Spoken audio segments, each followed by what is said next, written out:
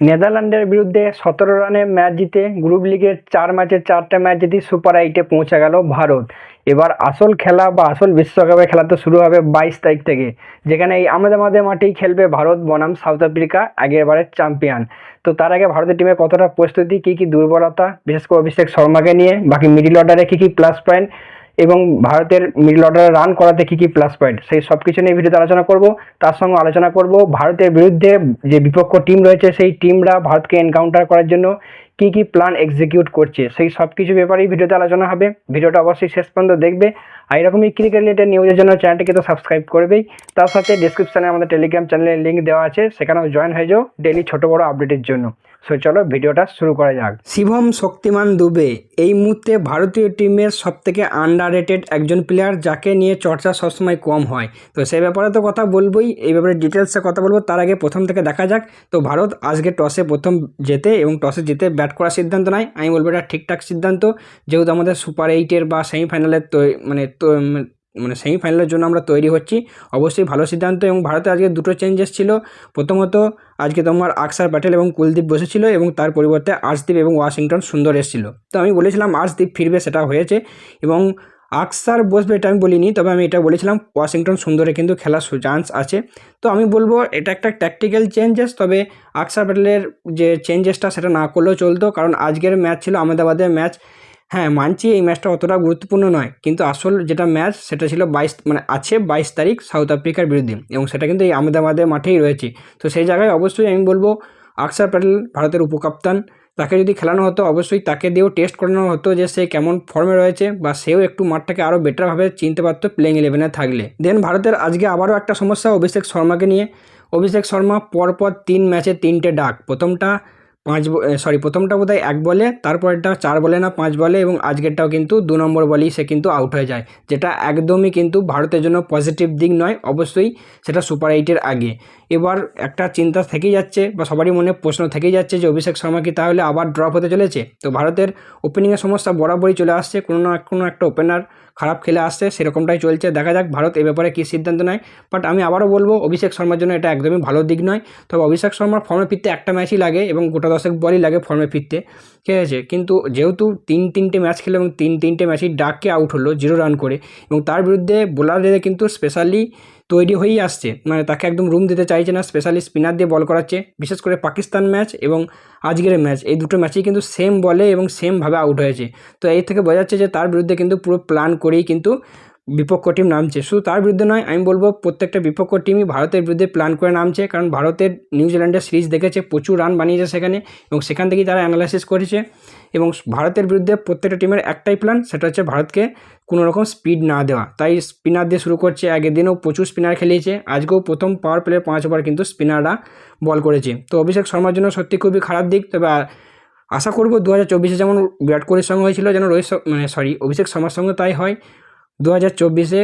কিন্তু আমাদের বিরাট কোহলিরও প্রথম দিকে রান ছিল না, ওই 0-1-2 করে আউট হচ্ছিল, বাট সেমিফাইনালে বা ফাইনালে তার বড় রান এসেছিলো। আশা রাখবো অভিষেক শর্মার জন্য সেরকমই একটা রান আসে। আই থিঙ্ক আজকে তার নিজের লাক চেঞ্জ করার জন্য অভিষেক শর্মার জার্সিও চেঞ্জ করেছিল। প্রথমে আর্শদীপ সিংয়ের জার্সি পরে নেমেছিল, মানে যখন তোমার ওই জনগণ হয় বা আমাদের জাতীয় সঙ্গীত হয়, এবং তারপর যখন ব্যাট করতে নামে তখন আবার সিরাজের জার্সি পরে কিন্তু সে ব্যাট করতে নামে, কিন্তু ফিল্ডিং করার সময় সে নিজে জার্সি পরেছিল। হয়তো তার লাক চেঞ্জ করার জন্যই সেটা করেছিল, বাট লাক চেঞ্জ করতে পারলো না। আশা করি লাক চেঞ্জ নিজের জার্সিতেই হবে, নিজের উপর ভরসা রাখতে হবে, আর একটু প্রথম 5-7টা বল একটু টাইম দিতে হবে। দেন কথা বলবো ঈশান কিষানকে নিয়ে। তো ঈশান কিষান আজকেও একটা ধামাকাদার শুরু করেছিল, কিন্তু কপাল খারাপ হলে যেটা হয়, 7 বলে 18 রান করেছে, কিন্তু এত বাজেভাবে আউট হলো গায়ে লেগে বলটাকে উইকেটে ঠেকে।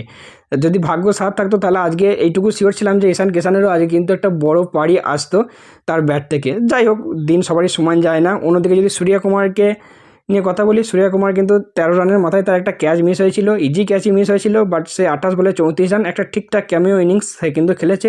এবং আরেকটা যাকে নিয়ে আলোচনা করবো সেটা হচ্ছে তিলক বর্মাকে নিয়ে। তো তিলক বর্মা আজকে 27 বলে 32 রান করেছে, এবং তার যে আউটটা ছিল সেটা কিন্তু খুব ভালো ক্যাচ ছিল। বাট এটা আমি বলবো না যে এটা তিলক বর্মার সেই টিপিক্যাল তিলক বর্মা ইনিংস। তিলক বর্মার 4টে ম্যাচেই কিন্তু রান করেছে, 3টেতে 25 করেছে, 25 করে, কিন্তু তার স্ট্রাইক রেট খুবই কম, এবং তাকে দেখে কিন্তু একটু কনফিডেন্স মনে হচ্ছে না। তো সুপার 8-এ যাওয়ার আগে কিন্তু তিলক বর্মার আজকে রানটা ঠিক ছিল, 32 রান করেছে, ঠিক আছে, কিন্তু আমি বলবো একটু হয়তো হিটিং এর দিকে যেতে পারতো, হিটিংয়ের দিকে চেষ্টা করছিল, মানে তাকে যেন মনে হচ্ছিল সে অতটা সন্দেহ নেই বা সে ঠিকঠাক কিন্তু হিট করতে পারছে না।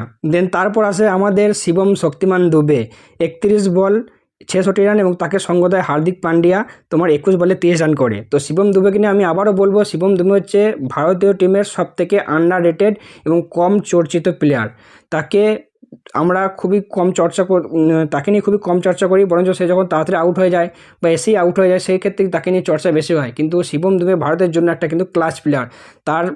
সে কতটা বড় ধরনের প্লেয়ার সে আজকে দেখিয়ে দিয়েছে। 66 রানের মধ্যে 60 রান সে কিন্তু আজকে বাউন্ডারি থেকে তুলেছে, যার মধ্যে 4টে 4 এবং 6টা 6, যোগ করলে টোটাল 60 রান সে কিন্তু বাউন্ডারি থেকে তুলেছে, আর মাত্র 6 রান সিঙ্গেল নিয়েছে।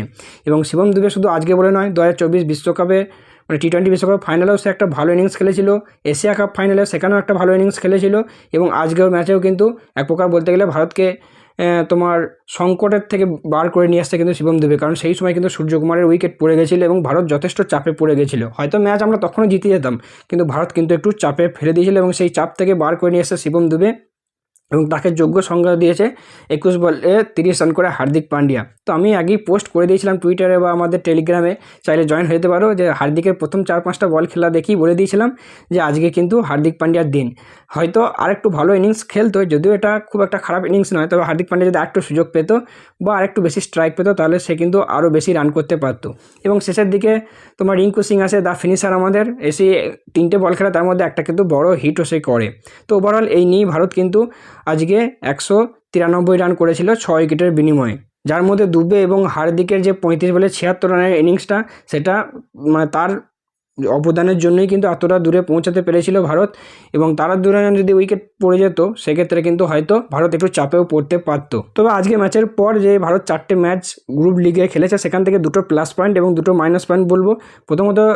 একটা প্লাস পয়েন্ট, একটা মাইনাস পয়েন্ট। প্রথমত যেটা প্লাস পয়েন্ট সেটা হচ্ছে ভারতীয় টপ অর্ডার ব্যাটসম্যান রান না পেলেও কিন্তু মিডিল অর্ডার ব্যাটসম্যানরা রান পাচ্ছে, সেটা রিঙ্কু হোক, দুবে হোক, হার্দিক হোক, সূর্যা হোক, তো কম বেশি সবাই রান পাচ্ছে। এটা কিন্তু ভারতের জন্য খুবই পজিটিভ দিক। সুপার 8-এ বা সেমিফাইনালে বা ফাইনাল খেললে ফাইনালে গিয়ে কিন্তু ভারতের জন্য অনেকটাই সুবিধা করবে এবং টপ অর্ডার ব্যাটসম্যানদের থেকে প্রেসারও কমাবে। অন্যদিকে একটা নেগেটিভ পয়েন্ট কিন্তু সেটা হচ্ছে ভারতের স্ট্রাইক রোটেশন বা মিডিল অর্ডারে যখন ব্যাট করে তখন কিন্তু সিঙ্গেল নেওয়ার প্রবণতা, এটা কিন্তু ভারতের বরাবরই খুবই কম রয়েছে। যদি লিস্ট অনুযায়ী দেখি, ভারত লাস্টের আগে রয়েছে, নিউজিল্যান্ডের আগে। এবং আগের ম্যাচে ভারত ঠিকঠাক কিন্তু স্ট্রাইক রোটেশন করেছিল পাকিস্তানের বিরুদ্ধে ম্যাচে, কিন্তু আজকের বিরুদ্ধে মিডিল অর্ডারে বেশ কিছু ডট বল কিন্তু ভারতীয় ব্যাটসম্যানরা খেলেছে। আমি বলবো এটা একদমই ভারতের জন্য ভালো দিক নয়। স্পেশালি যখন বড় বড় টিমের বিরুদ্ধে খেলবে তখন স্ট্রাইক রোটেশনটাই কিন্তু মেন হয়ে দাঁড়াবে হাই স্কোরিংয়ের দিক থেকে, কারণ সবসময় বড় 6-4 কিন্তু আমরা পাবো না। অতএব স্ট্রাইক রোটেশনটা মেন, যেটা ভারতের ব্যাটসম্যানদেরকে অবশ্যই কাজ করতে হবে। তো মোটামুটি এই ছিল ভারতের ব্যাটিং নিয়ে আলোচনা। এবার আসো বোলিং নিয়ে আলোচনায়। তো বোলারদের তরফ থেকে তরফ থেকেই ভালো পারফরমেন্সে এসেছে। খুব একটা কিছু আলোচনা করব না, তবে যেটা আলোচনা করবো সেটা হলো সূর্যকুমার যাদবের ক্যাপ্টেন্সি নিয়ে। সূর্যকুমার যাদব কিন্তু প্রত্যেকটা ম্যাচে আলাদা আলাদা জোনাকে দিয়ে পাওয়ার প্লে শুরু করেছে। কখনো হার্দিক প্রথম ওভার করেছে, কখনো আর্শদীপ প্রথম ওভার করেছে, কখনো বুমরাকে দিয়ে পাওয়ার প্লেতে বল করেছে। আমি বলবো অবশ্যই ভালো দিক, সব দিক থেকে তৈরি থাকা দরকার। এর জন্য পাওয়ার প্লেতে আজকে আর্শদীপ বা বুমরা উইকেট না পেলেও পাওয়ার প্লেতে যে প্রথম উইকেটটা সেটা কিন্তু আমাদের বরুণই তুলে নেয়। যদিও বুমরা যে সেকেন্ড ওভার এবং ফোর্থ ওভার বল করেছিল সেখানে অলমোস্ট 2 ওভারে মিনিমাম 2টো উইকেট পাওয়া দরকার ছিল, কিন্তু লাকি বলবো ব্যাটসম্যানরাও এবং বুমরাও উইকেট তো পায়নি, বরঞ্চ কানাকুজো লেগে আর কি 4-6 হয়ে যাচ্ছিলো। অবশ্যই বুমরা খারাপ লাগছিল, যদিও বুমরা পরে এসে তোমার 16তম ওভারে এসে উইকেট নেয়।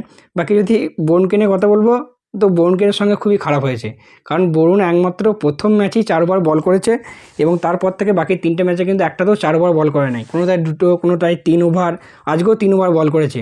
এবং সে কিন্তু এখন টপ উইকেট টেকারের লিস্টে সেকেন্ডে আছে, এবং যদি সে 4টে ম্যাচে 16 ওভার বল করতো আই থিঙ্ক সে উপরে থাকতো। 4টে ম্যাচে মোটামুটি সে 4 ওভার কম করেছে, এবং সেই 4 ওভার বল করলে অ্যাটলিস্ট তার নামের পাশে আরও 3টে উইকেট কিন্তু থাকতো। তো আমি বলবো অবশ্যই বরুণের সঙ্গে এটা ভুল হয়েছে। বাকি সমস্ত বোলাররা আজকে ঠিকঠাক বল করেছে। দুবে প্রথম 2 ওভার একটু মার খেয়েছিল, তারপরে এসে উইকেট নেয়, এমনকি শেষ ওভারটাও তাকে করানো হয়েছিল, শেষ ওভারও সে উইকেট পায়। অভিষেক শর্মাকে 1 ওভার করানো হয়েছে আজকে, যদিও ব্যাটে রান পায়নি, বাট বলেও কিন্তু সে খুব একটা কিছু করতে পারেনি। ওই তোমার 10 রান না 11 রান খেয়েছে। বাকি হার্দিক এসেও আজকে উইকেট নিয়েছে। বরুণ তো তারপরে তোমার গিয়ে 12 ওভার 13তম ওভারে প্রথম বল এবং দ্বিতীয় বলে 2টো বলে 2 উইকেট হ্যাট্রিক বল পর্যন্ত ক্রিয়েট করে, বা তা সত্ত্বেও তাকে 4 ওভার করানো হয় না। আশা রাখবো যে সুপার 8-এ যেন তাকে 4 ওভার করানো হয়, বা সেমিফাইনালে যেন তাকে 4 ওভার করানো হয়। তো মোটামুটি ওভারঅল এই ছিল আজকে ভারত বনাম নেদারল্যান্ডসের ম্যাচের সামারি। বাকি তোমাদের ম্যাচে কোন পয়েন্টগুলো কী লেগেছে অবশ্যই জানিও। সো চলো দেখা হচ্ছে পরবর্তী ভিডিওতে।